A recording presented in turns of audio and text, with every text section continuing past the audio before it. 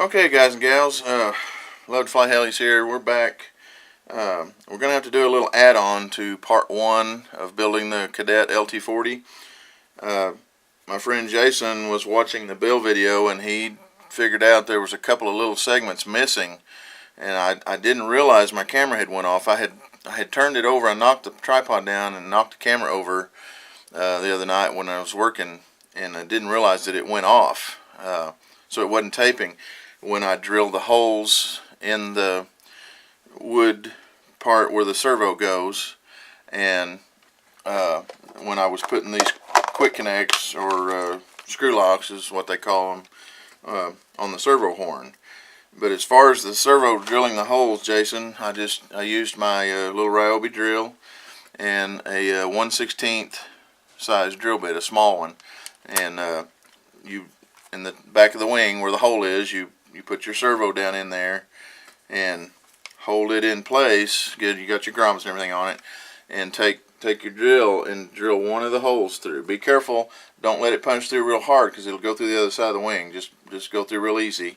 Then put that screw in it to hold it in place, and then hold it with your finger, and then drill the other 3 holes, and then screw those screws all the way in, and then take them out and put about 3 or 4 drops of thin CA in each of the 4 holes in the wood on the wing. Let that dry for 5 minutes or so, and then you can go back and put your servo in and bolt it down, screw it down. The glue in there helps.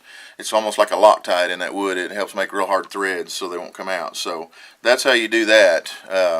And later on, when I do the 3rd segment and we're working on the servo and stuff inside, I'll show you there how to drill it. But it's real easy. Just, like I said, just hold that in place, and I always drill one, put a screw in it to hold it, and then drill the other ones.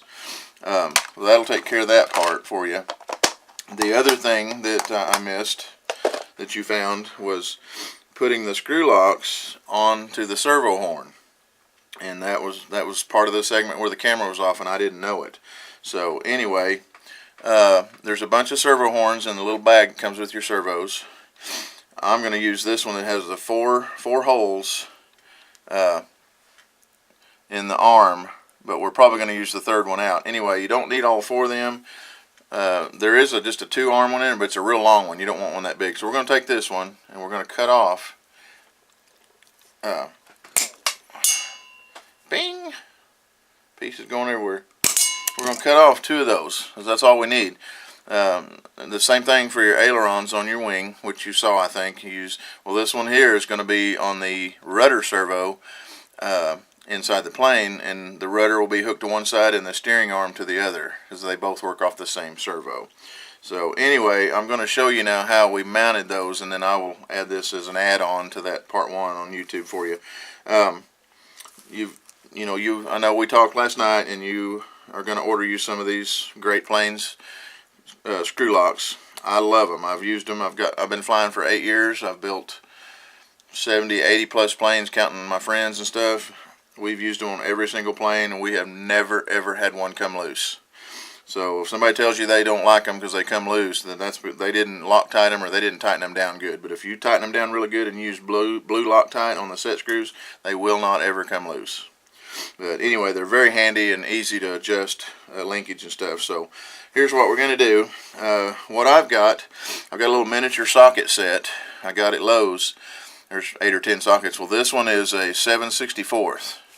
Well, that socket fits perfect on the little snap that goes on the back of it, or I'm not sure what they call that, but it pushes down on there and will not, won't come back off. And then you got a plastic safety deal that goes over that. Anyway, this little 1/64 socket, or 7/64, I'm sorry, fits perfect on that. And I don't know if you want to spend $18 for a set of sockets just so you can use it for this, but a piece of brass tubing or something, anything that round that will kind of fit inside that so you can hammer it down on there will work. So anyway, I've got my handy dandy little hammer I got from Harbor Freight. It's got a whole bunch of different tips for it, and I just love this little dude. I use it all the time. Get the drill out of the way. So here's what we're going to do. We're going to take the servo horn, and we're going to use the 3rd hole out on this. We're going to stick our screw lock in there, and we're going to turn that over and lay it on the table. And then that's kind of magnetized a little bit, so it holds that in place. So then we'll set that on there, and this towel makes it kind of hard to hold level. I just use my finger to kind of stabilize it.